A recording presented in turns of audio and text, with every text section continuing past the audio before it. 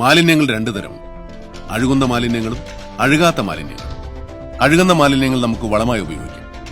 ഞങ്ങളുടെ വീട്ടിലെ kitchen waste വളരെ ഈസിയായി ഞങ്ങൾ തന്നെ കമ്പോസ്റ്റ് ചെയ്യുന്നു. ജൈവമാലിന്യങ്ങൾ വീട്ടിൽ തന്നെ കമ്പോസ്റ്റ് ചെയ്യാം.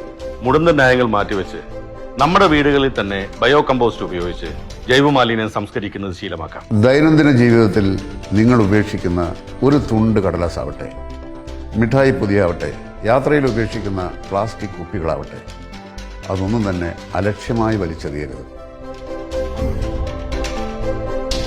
അത് വൃത്തിയായി സൂക്ഷിച്ച് പാഴ്വസ്തുക്കൾ കൈകാര്യം ചെയ്യുന്നവരെ ഏൽപ്പിച്ച് പുനഃചംക്രമണം ഉറപ്പുവരുത്തണം. നമ്മുടെ മാലിന്യം നമ്മുടെ ഉത്തരവാദിത്തമാണ്.